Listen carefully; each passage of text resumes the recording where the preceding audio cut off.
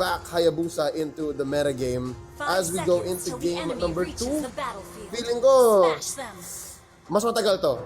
That's the kind of prediction I'm gonna say. I can't give a score, legit, kasi binigla tayo ng LP kanina eh. So, if anything, I will say that this game will last a little longer than game number 2. That's for sure kasi alam na ng Bren ang gustong gawin ng LP. Agree. And of course, with this, we are heading on to our second game of our first series, which is of course under the supervision and regulation of the Games and Amusement Board. And looking right here into our triple cameras right now, we are seeing a 1-3-1 lineup for both sides of our teams, but both of them not really making a move in terms of potential invades. Pero ito na, mukhang sisidap dito si EJ sa kanilang purple buff, trying to at least do a similar play, denying any buffs coming in from their core. But I look at this, Aspect is going to go into the orange buff first, and this is going to make Bren Epro at least go back into their fundamentals to get the economy right.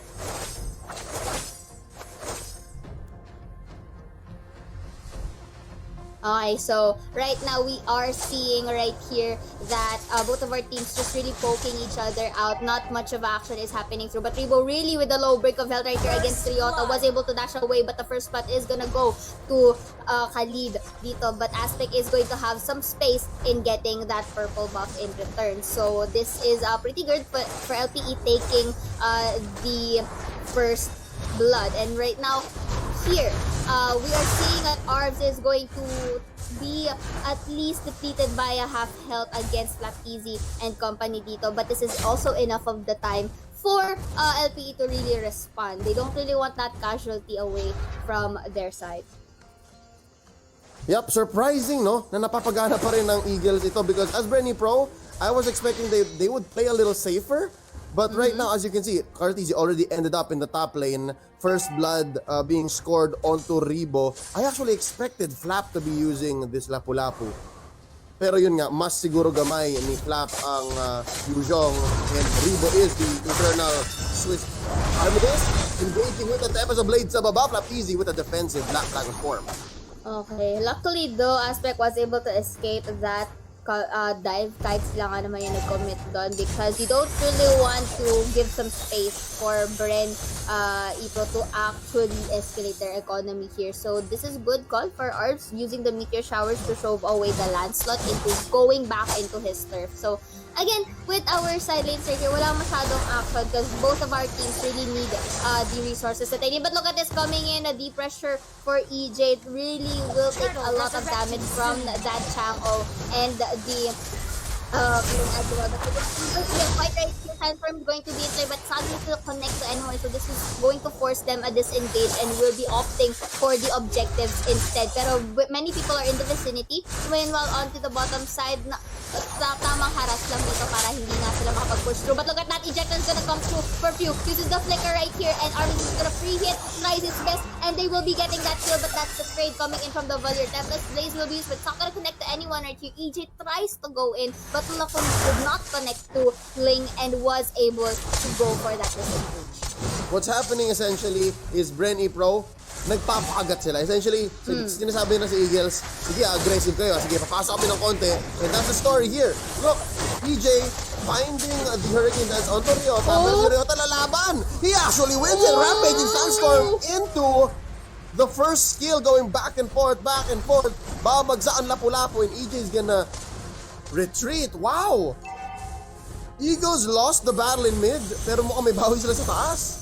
The fact that the Khalid was able to really survive in that 2v1 fight is really one of the keys for LPE. So Bimo here is going to eject the orange buff, I think, for distraction, but that's what we'll be using his ult right here coming from the shove of the Valier, and we will be the one to finish the life of Bimo back there. Pero mukhang babawi dito ang LP as they will be shoving into the bottom side, but it's not really enough to get the Yuzhong since he is deeply hugging that tower over there. So this is going to make things go back once more, getting economy and defending the towers that we have. So Lancelot again will be trying to at least harass them into thinking na baka they will be going in for some engagements. Pero you know what, I think No, actually not, I think. It is Cartesian having the discipline on not doing so. So Hayabusa will be using his Shadow Clones right here. Hurricane Dance is not gonna connect to him right there, but it's enough to really defeat himself. And of course, that is an entry coming in from Jake the Dog to end his life. Yep. Saya, I'm wondering, anong kinain ng Eagles ng breakfast? Anong kinain nila? Coach Panda, kwento mo naman kasi gusto ko rin yan. They have won 2-on-1 duels already. Hold up, nice take by few there. Pero legit, di ba? They have taken Yes. 2-on-1 duels already. Top and then bottom. And already, this should give Bren Epro an idea na okay, LP here, hindi na sila magpapagulang. And there's a second turtle taken.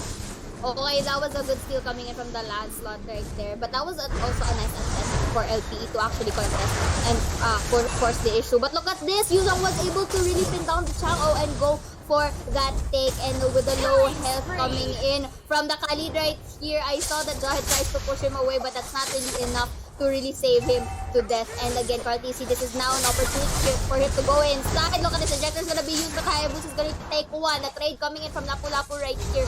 And this is a disengage, but look at this, Laptesi, I think will try to go in for Aspect with that low health, but you have to take note that he can go into the terrain. So this is nice call coming in from Bren Epro to just disengage and focus once more into getting towers first, because I think that's what they need in order to gain that control.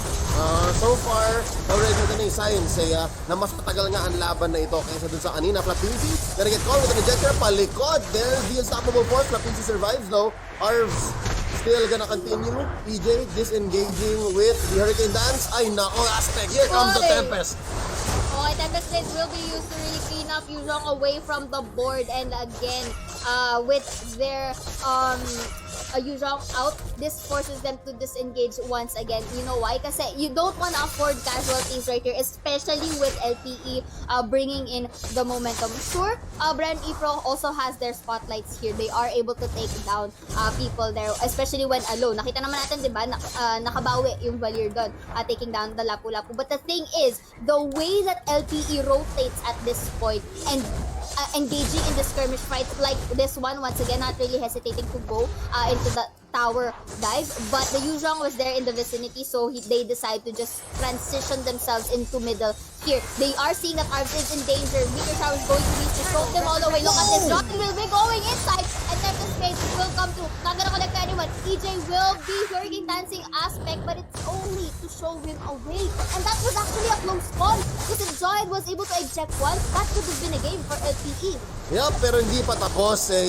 Lisina, Ryota with the Rampaging Sandstorm. Aspect still face poising in. Few medyo mababa. Few still dealing some damage and backing out at the same time. Turtle here. They're just safe pa rin. Bren Epro has a good claim at this. But there's the Meteor Shower. Countesy looks low with the Phantom Execute. Harap! And now Ryota with the one. Dealing quite a bit of damage. Execution, Phantom, Thorn Rose by Cartesi. And there's the first Turtle by Aspect. But at what cost? Yung baba ng buhay ni Aspect, Tempest Blades palayo, dash out. Okay. That was just Trading. They keep going back and forth. Actually, that's true. And you did mention na mas matagal nga talaga to, because both of our teams already know what is up and how are they going to engage in the fights. But I like it how every little thing is being used, every skill for both of our teams. It's just that Cartesi here, we're starting to see him really go into the limelight right now, abusing the low, healthy people coming in from LTE. So again, another Ejector will be pinning down Cartesi with the Meteor Shower, and the Raging Sandstorm will be having that kill.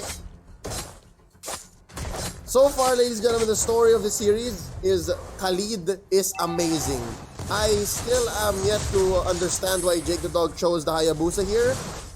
Feeling ko ano siya parang sagot sa Lancelot para maghahanap ng target yung shadow kill, and then when Lancelot does come out of his invulnerability frames, may damage pa rin si Jake the Dog. That's just, you know, my theory here. But so far, both teams are staying neck and neck. We're approaching 10 minutes and there's barely a 500 gold difference between them.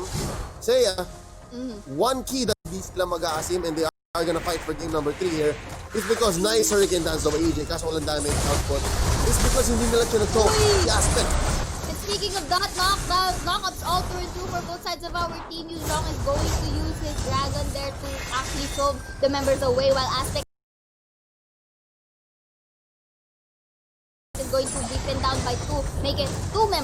of Bren Epro. Cartesi onto the chase aspect. Will try to go into the terrains right here to safety, but it's few, and the gang will be trying to pin him down and finally gets the kill here onto the bottom side, but that is going to at least buy some time for the other members.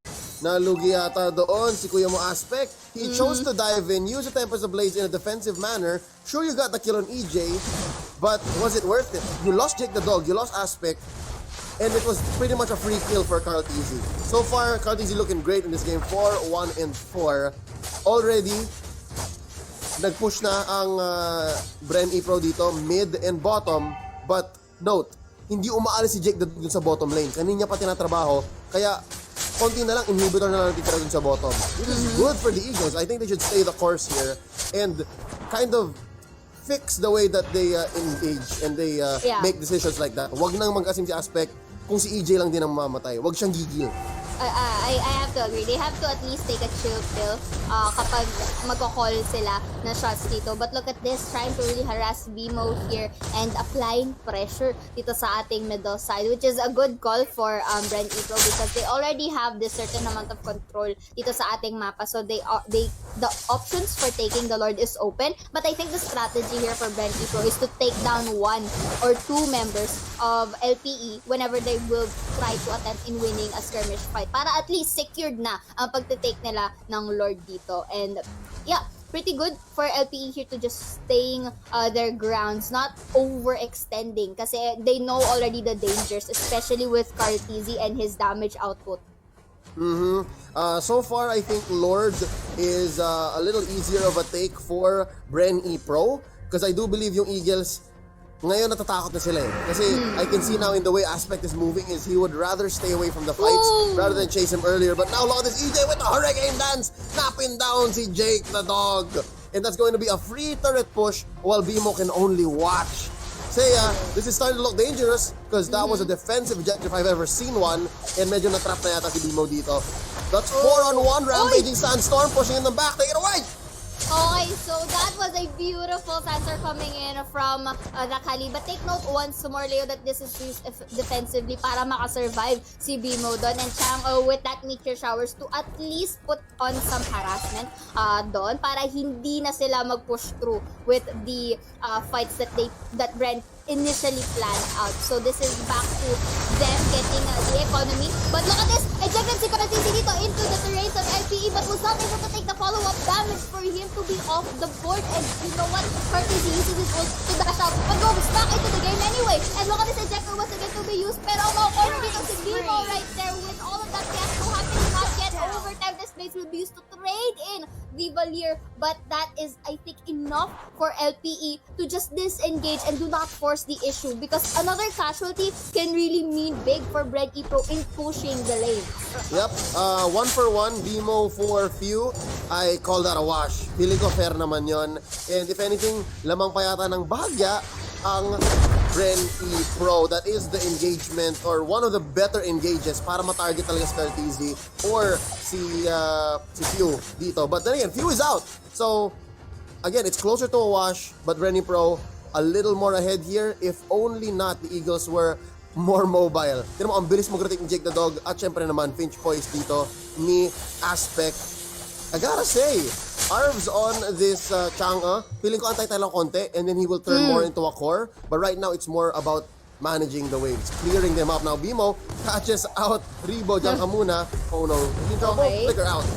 Oh, figure out but was able to be stunned by the Valier. And here, look at this, the entry coming in from the Lancelot, and Valier's just gonna go for the Hurricane. That once again will be pinning down Ryota here with 3 members of Bren Epro actively to try to at least have that positive reinforcement that hindi kaya, hindi sapat. And look at this, Lancelot will be having a trade of his own, but the Hayabusa is just gonna end things through with Chang'e there with following up of that damage. Tempest Blaze right here to compensate for that loss, and he's just gonna take Valier down, and an opening to take the Lord for the side of LPE. They managed to turn the tables around.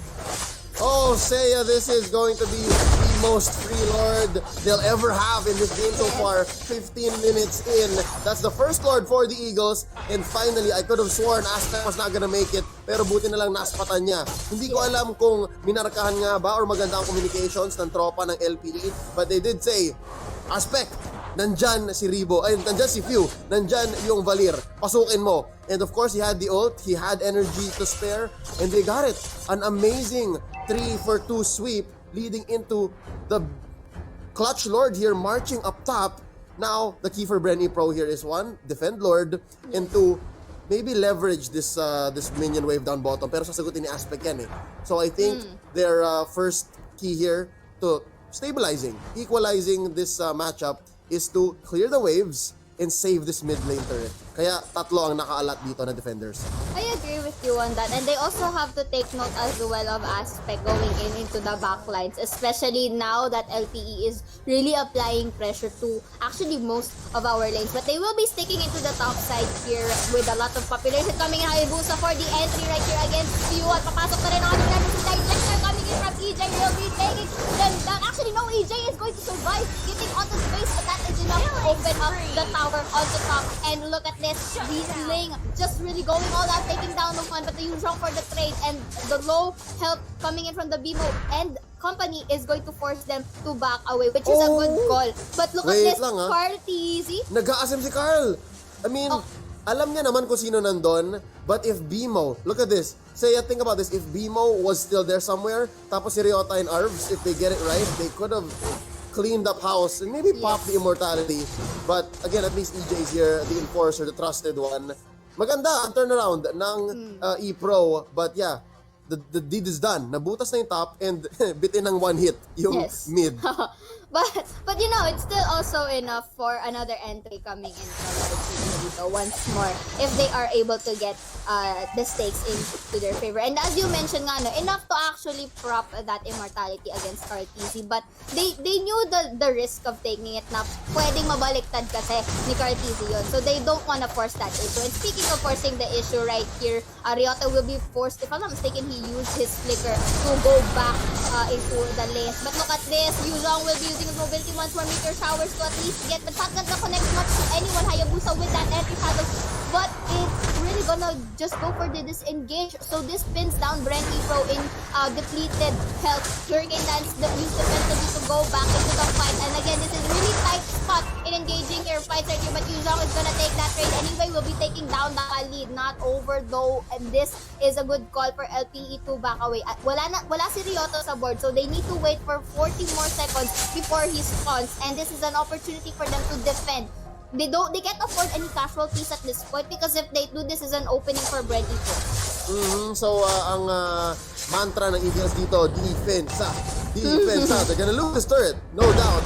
But I think it's still somewhere in the cards here to save mid as well. Baka hindi sila mabutas. Hold up Right here. Look at this, knocking down muli.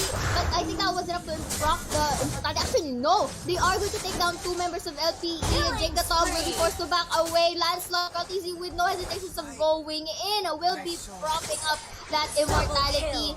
But the Chango is gonna go for the finish, and look at your Aspect though, was able to eradicate all of that remaining towers that Bren Epro has dito. So a lot of pressure. This forces now Bren Epro to back away as we have witnessed doon. And this is a good entry for LPE right now to go for the response. Oh wow, Aspect made the perfect call.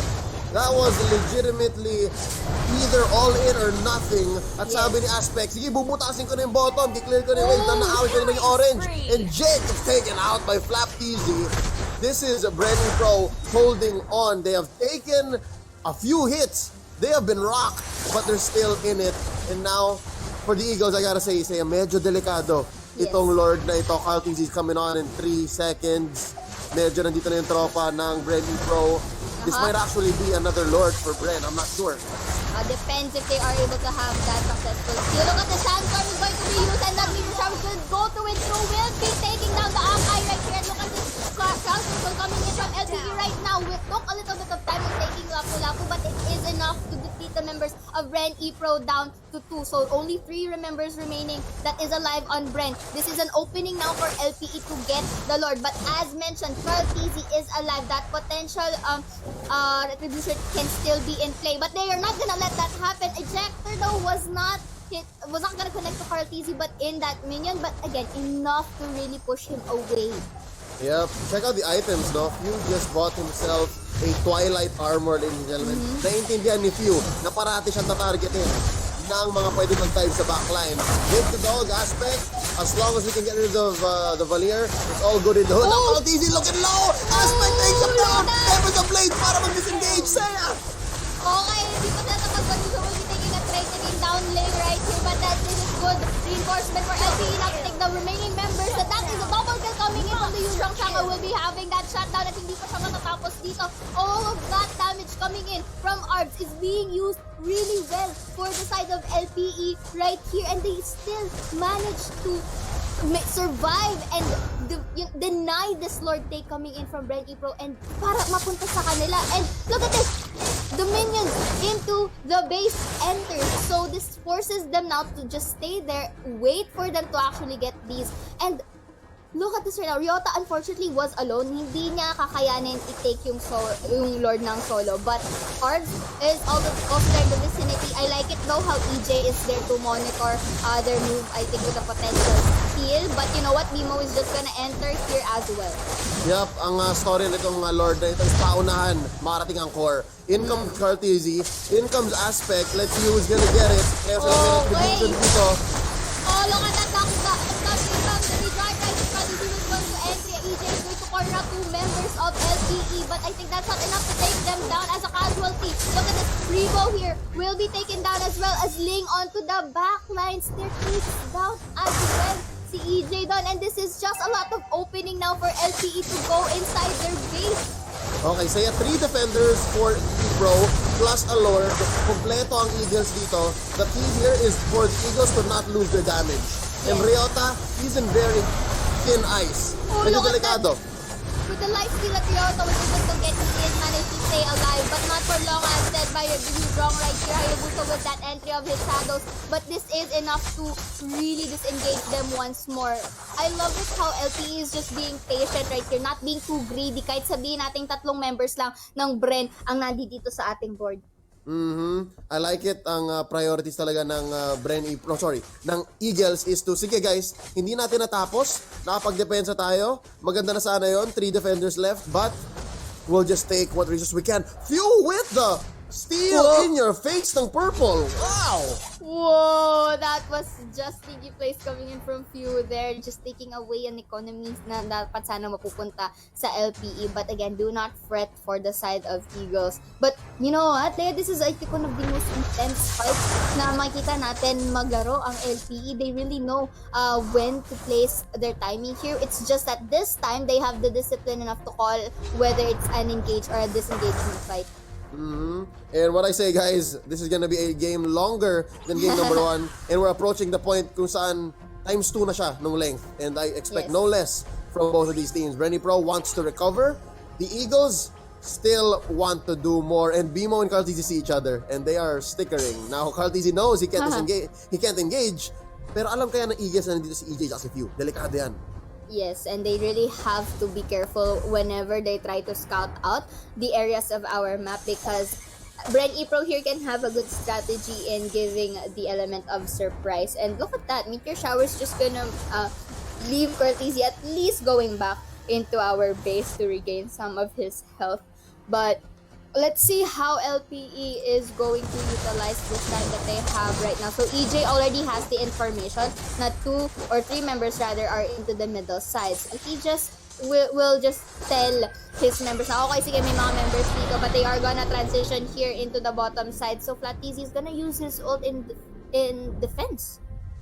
Yep, we'll see counter now on the Black Dragon form. Maganda yung half dragon, no? Para mag-clear ng waves, but it only lasts so long. And here we go. Now the fight is fair. It's gonna be a fight in the jungle.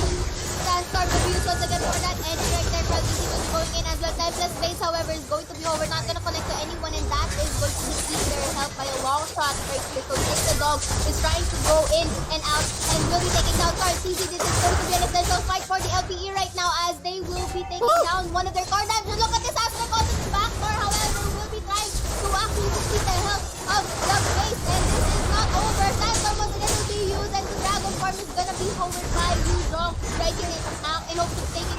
the low health are coming in. Akai will be taking off Hayabusa off the map. And this again forces LPE to disengage. But that was actually close call kasi I think they're planning to distract the members of Bren Epro here just so that Aspect can have an opening to get the base.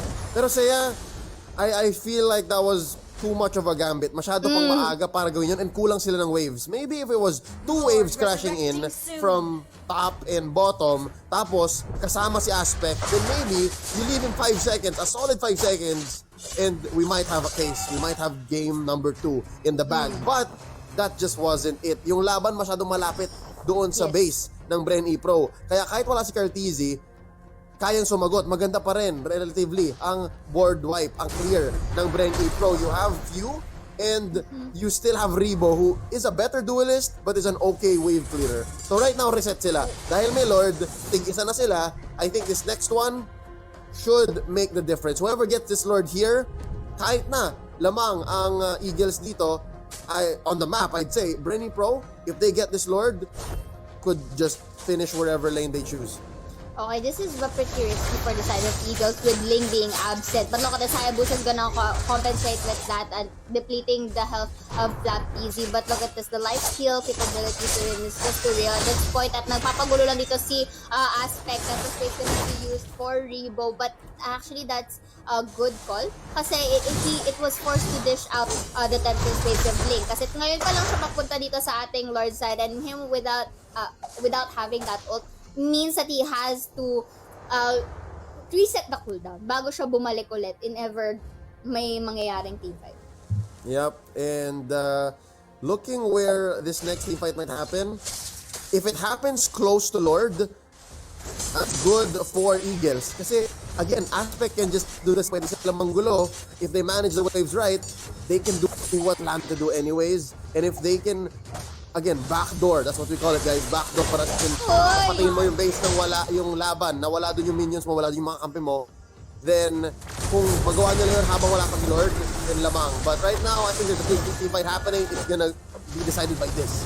Okay, Samson's gonna be used, not gonna connect to anyone right here, but this is a good aggression coming from LP. Decides to give up on the Lord and actually take down Rebo of the map. So with -1 sa Bren Epro, this could be a potential Lord take for LPE. But Bren Epro, knowing this, they are also going to stay in the vicinity for that steal attempt. And take note, buhay pa si Cartizzi dito. Pwede niyang i-retribution yung Lord dito if ever the situation deems fit. And so right now, sinisimulan na ng LPE to abusing the fact that Rebo is off the board. So that's kind of like a minus for them in terms of crowd control. But speaking of crowd control right here, look at this. Cartizzi is going to back away for now. Ryota with the low health, but still has the immortality though. So the Lord here trying his best for the channel to actually go and inflict some damage. But they managed to shove away Bren Epro right here. And finally, the Lord has been taken for the sides of LPE. Grabe, Seiya, that's a 2 or 3 layered Lord take. 1, managing the lanes, top lane, para may mapilitan kang sumagot doon. 2, you picked out at least 1. May isang kulang sa kanila, so kulang sila sa manpower, right? Yes. So they have 4 members.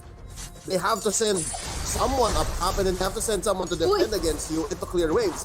And then lastly is parating may nakabantay kay Lord. If you did that the wrong way, na-reset yung Lord na yan. And you would have had to start from square one. Now, the fact that the Eagles have executed means isa pa silang libreng Lord. And now, they can just pressure all the more. At this point, we're approaching 30 minutes. Sobrang kunat ng Lord na ito. Yes. I feel like Epro has to pull something from somewhere. Dahil ito na, this is the defense of Okay. So Lord is gonna enter the door. Ejector's gonna be used against EJ right here. So unahin na rin sa from gagamitin against Rebo going to connect. But look at the Hayabusa with him. Shadows will be depleting the health of Bren Epro. Kaido will be taking down the lead of the map. But it's enough for the Lord to go for the end.